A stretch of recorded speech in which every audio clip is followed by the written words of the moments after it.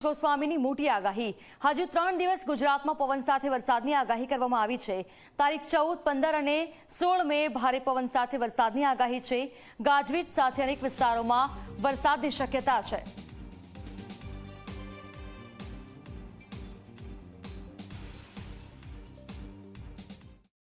રાજ્યની અંદર આજે એટલે કે 13 મેના રોજ રાજ્યના અનેક વિસ્તારોની અંદર વરસાદી માહોલ જોવા મળ્યો અને એમાં પણ આપણું જે અનુમાન હતું એમાં એવી જ રીતે ગાજવીજ અને ભારે પવન સાથે વરસાદ નોંધાયો છે, જેમાં ઉત્તર ગુજરાતના ભાગો હોય, સૌરાષ્ટ્રના રાજકોટના અમુક વિસ્તારો હોય, અમરેલી, ભાવનગર, બોટાદ જેવા વિસ્તારો છે અને રાજ્યના બીજા પણ અનેક વિસ્તારોની અંદર ગઈકાલે અને આજે એમ 2 દિવસથી આપણે માવઠાના વરસાદો છે જોવા મળી રહ્યા છે। ખાસ કરીને આ જે વરસાદ પડી રહ્યા છે એની અંદર મહારાષ્ટ્ર ઉપર એક સિસ્ટમ બની હતી અને આ સિસ્ટમની અંદર 850 HPA લેવલે શિયર ઝોન જોવા મળ્યો ને એને 700 HPA ના લેવલે અરબી સમુદ્રમાંથી ભેજ મળ્યો છે, જેને કારણે અત્યારે આ પ્રી મોન્સૂન એક્ટિવિટી થઈ રહી છે। પણ આ પ્રી મોન્સૂન એક્ટિવિટી છે એ થંડરસ્ટોર્મના ભાગરૂપે વરસી રહી છે એટલે થંડરસ્ટોર્મના કારણે જ્યાં જ્યાં વરસાદ પડી રહ્યો છે ત્યાં ગાજવીજ અને પવનનું પ્રમાણ વધારે છે। હજુ પણ આવનારા 3 દિવસ સુધી એટલે કે આવતીકાલે 14, 15 અને 16 મે એમ મે મહિનાની 14, 15 અને 16 મે આમ 3 દિવસ સુધી હજી રાજ્યની અંદર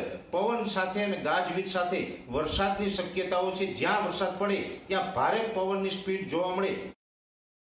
તોફાની વરસાદ હશે અને આ વરસાદની અંદર જોવા જઈએ તો આવતીકાલે 14 અને પરમ દિવસે 15 તારીખ એમ 2 દિવસ સુધી હજી રાજ્યના અનેક વિસ્તારોને આવરી લેશે, જેમાં ખાસ કરીને સૌરાષ્ટ્રના ભાવનગર, બોટાદ, અમરેલી, ગીર સોમનાથ, જુનાગઢ, રાજકોટ અને સુરેન્દ્રનગર આ વિસ્તારોની અંદર પણ વરસાદની શક્યતાઓ છે ને એ સાથે પશ્ચિમ સૌરાષ્ટ્રના ભાગો છે જેમાં દ્વારકા, જામનગર અને પોરબંદર જેવા વિસ્તારોમાં પણ વરસાદ પડી શકે છે। અને ખાસ કરીને સૌરાષ્ટ્રની અંદર આવતીકાલે 14 અથવા તો 15 તારીખે એકાદ સ્પેલ છે વધારે ભારે થઈ જશે, એટલે કે લગભગ 1.5 ઇંચ અથવા તો તેનાથી પણ મોટો સ્પેલ છે એ સૌરાષ્ટ્રની અંદર આવતીકાલ અથવા પરમ દિવસ 2 દિવસની અંદર એક સ્પેલ ભારે થાય તેવી શક્યતાઓ છે।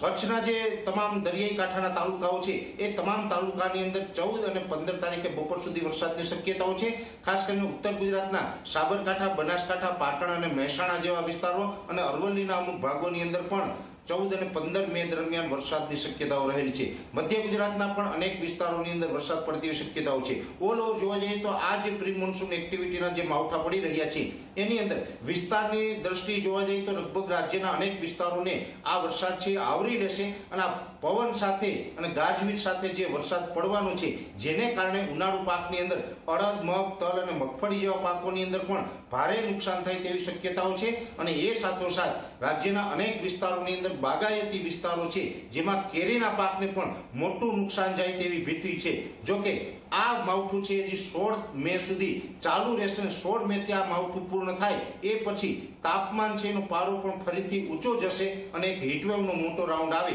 તેવી પણ શક્યતાઓ હાલ અમને દેખાઈ રહી છે।